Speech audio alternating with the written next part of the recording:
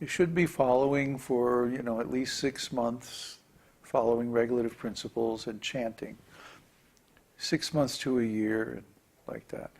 And the reason why we do it, especially first initiation, is just to encourage the disciple. The real initiation is the second initiation, where you get the Diksha mantras, the Gayatri mantra.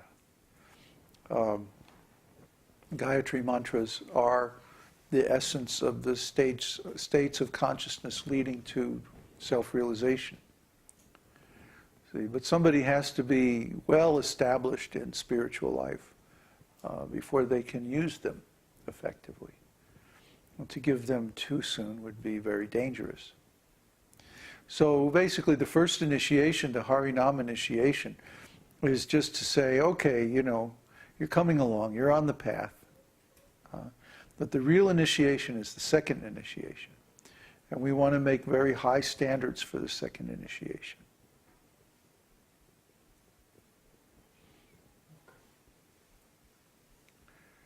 There's some more questions over here. Oh, good. Let me see the chat.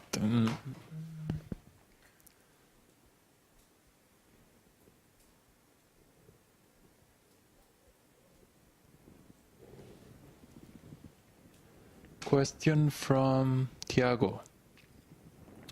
With so little time left to the real bad things and changes start happening, how is it possible for the vocalizers to learn stuff, create a community, and screen all the people coming? Well, this is what I've just been talking about. It's like we need to get on and do it.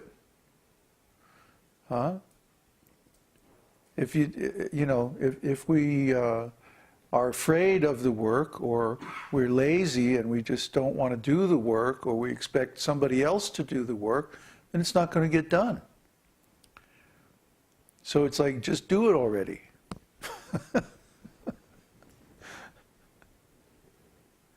It's like, how are we going to do it?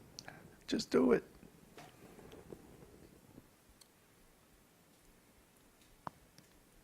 Theo comments, I think many of us are having similar problems. Most people are not even willing to follow an authentic spiritual path. What to speak of changing their perspectives and lives completely? Yeah. Okay, well, then they get the destination that they earn by their activities. That's what karma is all about. We're offering, like a get out of karma free card. But you have to take it. You have to do the process. We can give the knowledge, but you have to do the work. And if you're lazy, or if you're afraid of change, or if you don't want to give things up, if you're attached, you have some resistance to doing the process, then, what can I say? I keep saying, I don't make the rules here. The rules are coming from Krishna. We are following the rules.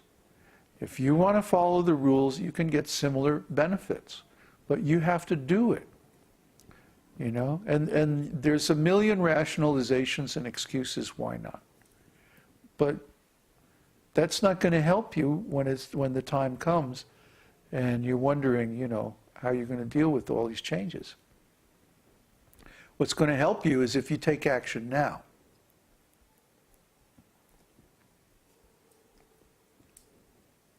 There are several comments in the same line.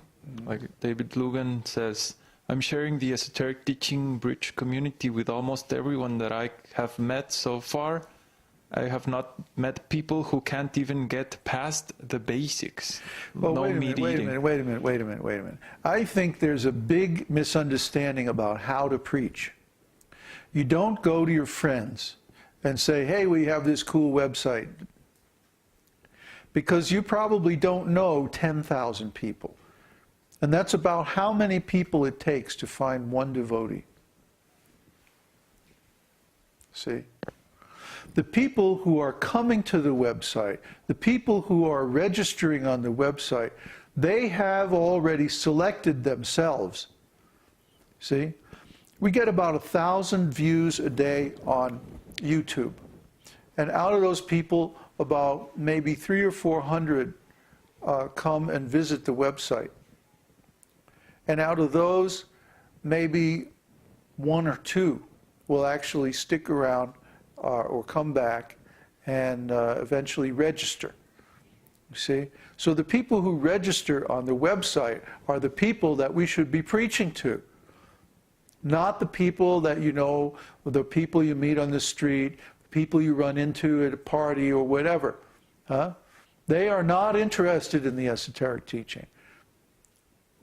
We can tell you that already. They are not interested. Even if you go to someplace like a so-called spiritual community, huh?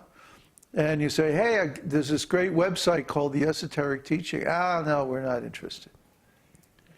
Huh? No, don't bother, don't waste your time preaching to people that you find anywhere here and there. Preach to the other devotees on the website. If you want to preach, preach to the people who have already indicated that they want to be preached to. You know, I don't have the time to preach to everybody. You know, I can relate to a certain number of people who I already have a relationship with. And what I want to do is I want to restrict my direct relationships to people who have enough of a commitment to take one of our courses. I don't want to preach even to the general devotees on the website. I want to restrict my preaching just to the devotees who have enough faith and enough commitment to sign up for our courses. And then to preach to all the other devotees on the website.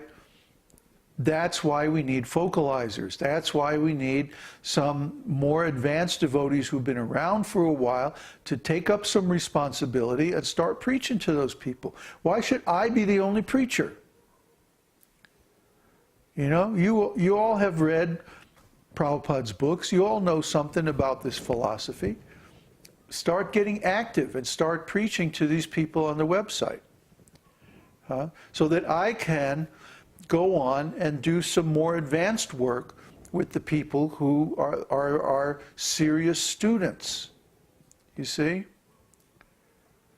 I need to apply my effort and time where it will do the most good. So my job is training preachers. I've already given an extensive example of how to preach on the old Moodle forums. And we're in the process of making, actually we already have a preliminary version of the archives from the Moodle forums. And you can download that. And from looking at that, by doing searches on it and stuff, you can see how to preach. We give the example. All you have to do is follow it.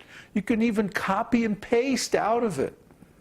And preach to people that you see need correction, or that you see need encouragement, or need instruction on the site. They have already signed up for the site, and by doing that, they have given us permission to preach to them.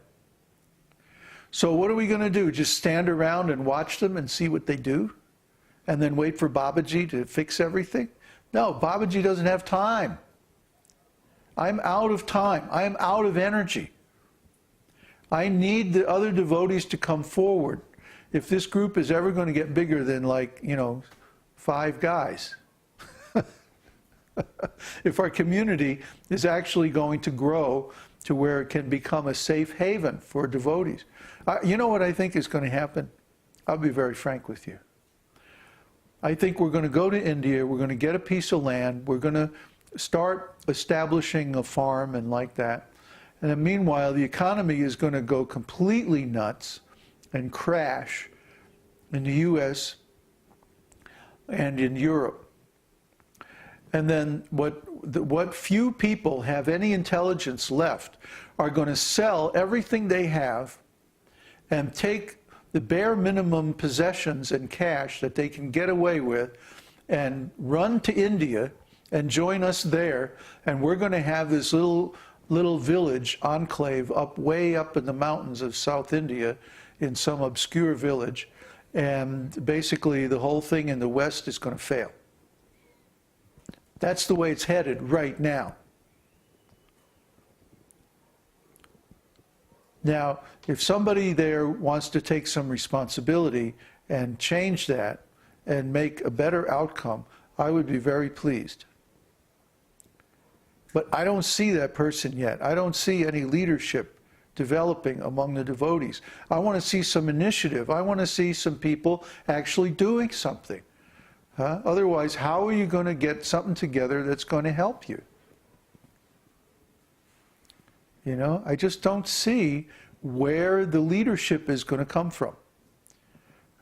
We've got these people going through the Bhakti course and they're just getting bogged down. They're not making progress. Bhakti Mike is the only one that's gotten through